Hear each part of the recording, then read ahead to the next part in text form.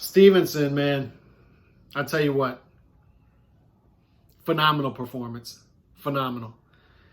And what a bounce back from the Nakathila fight, where I gave Stevenson a lot of hell for his performance against Nakathila as a boxing fan, because it was just such a boring performance and just not good at all. Although he won every round, he just coasted to a victory against a guy who was there to be stopped from the third round on. But this was something different. This, he had a savvy vet in front of him, a guy who hasn't lost in several years, a guy who is mentally and physically tough. He's one of those vets that if there's a hole in your game, or if you come in with your B game and you're not on point, he's gonna figure it out and figure out those holes and find you out, and it's gonna be a tough night. But he didn't give Herring anything to work off of last night. From the first round on, he didn't lose a minute of that fight last night, Stevenson. He didn't let Herring get in any type of rhythm. He walked him down. Some of the narrative going in was that Herring was the naturally bigger guy, taller guy, lengthier guy, and he's going to be able to walk Stevenson down, make Stevenson work off of his back foot, and it's going to be a tougher night for Stevenson than we've seen in the past. That wasn't the case. Stevenson did not give up an inch. He was working off his front foot most of the night. If there is a hole in Stevenson's game, it's the lack of punching power, but he pretty much offsets that with the punch placement, the timing, the speed of his shots, the precision of his shots. You don't see him coming. So even though he's not a knockout artist, he's a guy who is going to keep you honest with his punches, and he's a guy who can methodically break you down over the fight to where he can stop you late in the fight, which he did last night if he sits on those punches. And he's starting to figure that out, right? And it's growth too, right? Because in a Nakathila fight, he caught a lot of criticism from fans like myself and from Timothy Bradley saying, look, man, when you have a guy in front of you, you got to step on it. You got to get this guy out of here. You got to be entertaining. And he did that last night. He learned from his mistake in the last fight, grew from it. So I think you're starting to see Shakur Stevenson figure out that I can sit on punches and I can get guys out of there. So where even though the knockout percentage is low, 9 in 17 fights, you might see Stevenson actually, as he steps up, get more stoppages late in fights because he's more confident in sitting on his punches and trying to get guys out of there. Your best defense is getting guys out of there, right? Your best defense is nullifying your opponent by just getting rid of him.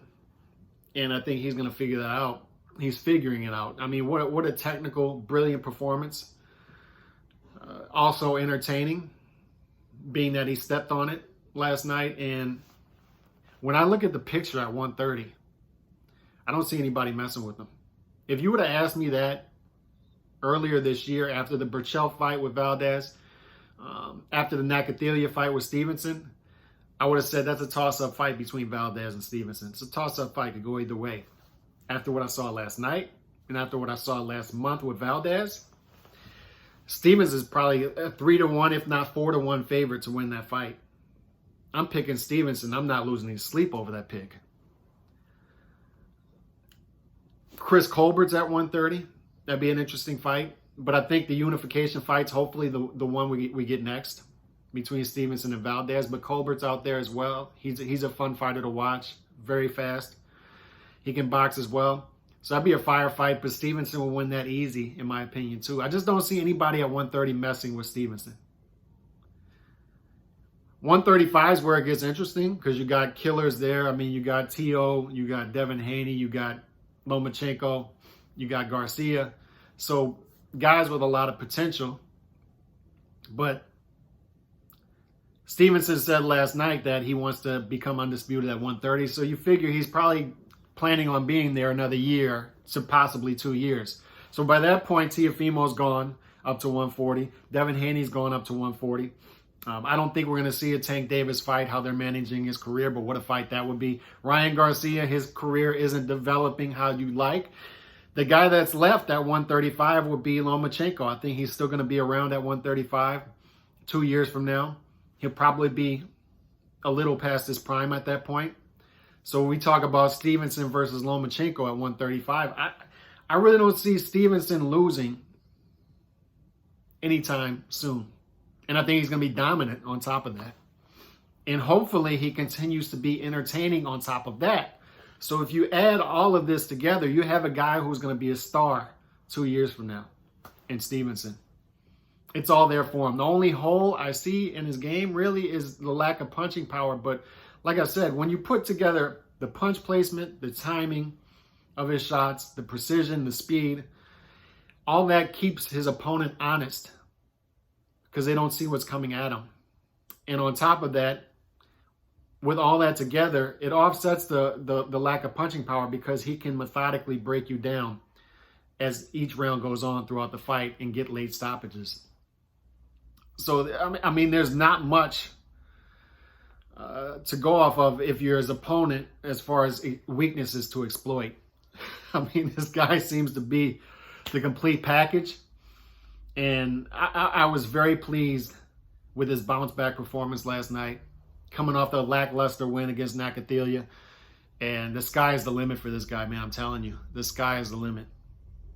I just really don't see anybody messing with him in the near future. Barring him moving up to 135 right now, which he's not going to do, I don't see anybody messing with him right now at 130. That division is his. It's his. So, Shakur Stevenson, great performance last night. Great performance. I mean, it was all there. And the punch placement. When you talk about the top fighters, pound for pound in the sport, Canelo, Inoue, if you put heavyweights on a list, Usyk, punch placement. They all have great punch placement. They know where to put those punches. Timing as well. Stevenson has that.